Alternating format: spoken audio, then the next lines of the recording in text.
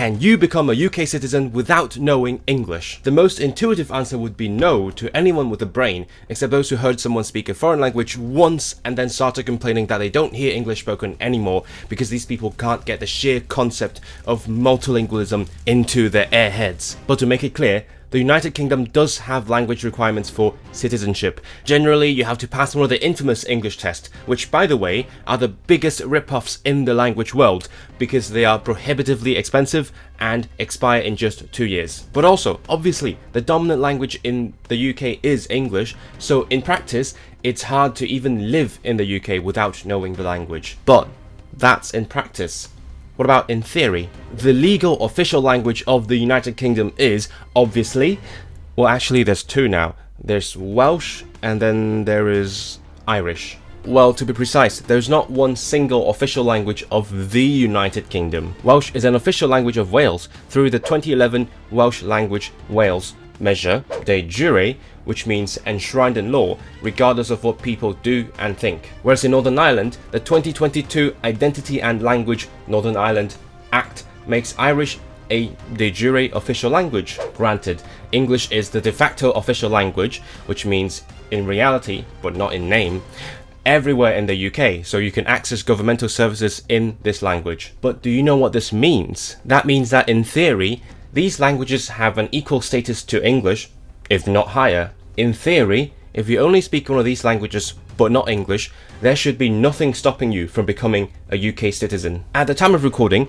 our dearest Prime Minister Sir Keir Starmer has recently given a speech on immigration and how we risk becoming an island of strangers. Obviously, as the language guy in the room, my spidey sense tingled. This echoes and encourages common xenophobic beliefs like migrants don't speak and don't want to learn the local language, and how, oh, you just don't hear people speaking English anymore. So one of the new policies he plans to introduce is to raise the English language requirement for citizenship, though without any extra funding to support integration and help people meet that requirement. And accordingly, there's now this infamous tweet insinuating that we immigrants don't want to speak English. And you know what? I think he has a point. I'm kind of feeling like speaking English less and less. Don't know about you, but the more I hear people complain about hearing languages they don't understand, the more I feel this fiery passion for speaking more languages in their f***ing ears, especially, though not exclusively, languages native to this island. I happen to be going through this process of immigration myself, so all of this bullshit also goes my way. What I also happen to do is speak Welsh. I've been learning Welsh for a few years, and now I'm a reasonably confident user of the language. Plus, I'm also preparing for my B2, which is advanced, exam. More on the levels later. In this video, I'm going to show you how minority languages like Welsh factor into the UK immigration system, what the current policies are, and later in the video, I'll even get in contact with the Home Office to confirm these facts and clarify the missing provisions. So welcome to Rhapsody Lingo. My name is Israel and I am angry. So I need to piss off some malicious monolinguals right now. And if you feel a similar way to me, don't forget to like the video and let's delve into it. First of all, you might not have noticed, but I do speak a bit of English, for better or for worse. And on top of that, I do have 1 degree in the UK and will have 2 by the time I become a citizen, which more than satisfies the language requirement. So sadly, I won't be able to answer the question in the title from actual first-hand experience. Or will I? That won't stop me trying. What if I actually didn't speak English? And guess what? The Home Office has envisioned this possibility. In fact, I remember reading a page a few years ago that lists possible scenarios, and it says, for example, if you're a Welsh speaker from Patagonia or a Scottish Gaelic speaker from Nova Scotia, then you can actually become a citizen using those languages. I can't find that page again, but the lip service is there, and they legally have to accept my Welsh abilities if I meet the required level. As for what the level is, that comes later. Now, the immigration process in the UK is notoriously complex, just like the different kinds of nationalities. That's a whole different pet peeve of mine, but that's not for this video. There are many different pathways to citizenship, all with different requirements at different stages. If you would like to hear about them all, go check out Evan's comprehensive video. But the basics are as follows, which will apply to the majority of immigrants. You get a visa, you live in the UK for a certain amount of time, usually 5 years, for now, and then you get settlement, or something called indefinite leave to remain, ILR, which used to confuse me until I realized that leave means permission. and then in one more year you get citizenship. Each of these steps has some requirements, which again will depend on what kind of visa you have. Now before we go into the actual language requirements, let's look at an indirect language requirement, namely the citizenship test. The test is called the Life in the UK test, and even though I can't speak from experience yet, I've heard enough about it to know that it's full of shit. This is the Life in the United Kingdom, a guide for new residents handbook, the book that you need to know back to back to pass the test. It has no shortage of pub quiz trivia that nobody really needs to know unless you're trying to become a citizen, I guess. And there are plenty of scenarios where you just have to stick to the answer in the book, even if it's ambiguous, doesn't make sense, or it's just wrong. I'll put links in the description to videos about the content of the exam. But for now, let's focus on the language. So imagine if you're from Patagonia and actually don't know English and you have to take this test. You're screwed, right? No.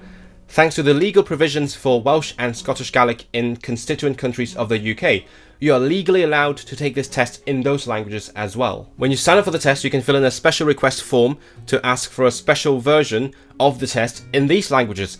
And legally, they will have to make a translation of the test just for you. But surely nobody has ever done something so wacky. Wouldn't you know, exactly one person has done it in each language. I happen to know them, and I'm sure you can find some reportage on these monumental events on your own. And with any luck, that number may or may not increase to 2 per language in the upcoming years. Am I going to do it? I don't know. I just have the flashcards that the other guy made.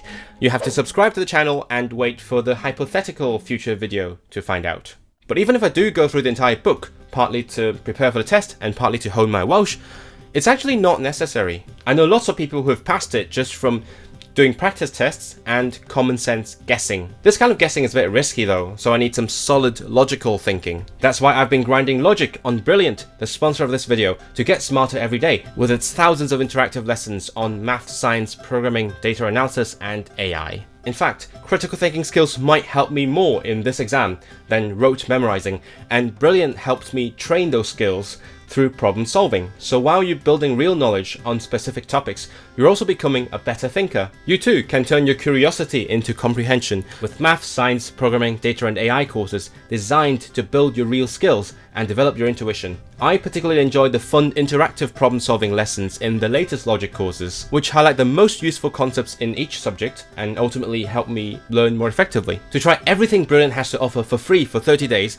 visit brilliant.org/rhapsodylingo or scan the QR code on screen. Or you can click on the link in the description. You'll also get 20% off an annual premium subscription.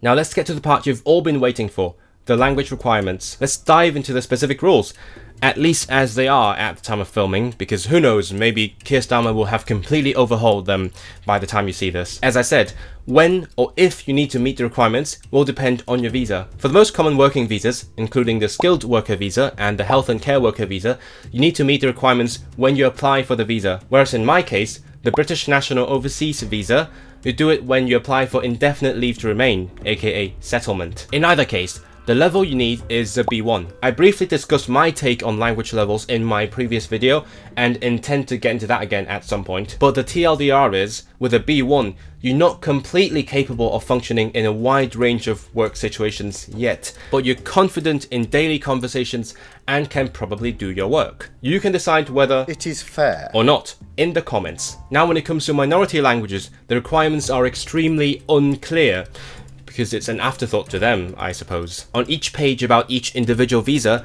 only English is even mentioned at all. The only webpage I've found that mentions Welsh and Scottish Gaelic, sorry, Northern Ireland, is this page, which is about applying for citizenship after you're already settled. But I will have already proven my language abilities when I get settlement, so I guess that's not pertinent to me. Either way, this page has a link to a page with loads of details about how to meet the English language requirement, but nothing about Welsh and Scottish Gaelic. No surprises here. Then I found this document published on the 1st of May 2025, aka 2 weeks ago, for Home Office staff, about the knowledge of language and life requirement for those applying for indefinite leave to remain or British citizenship, which should in theory hold all the answers we need, or at least those that they have.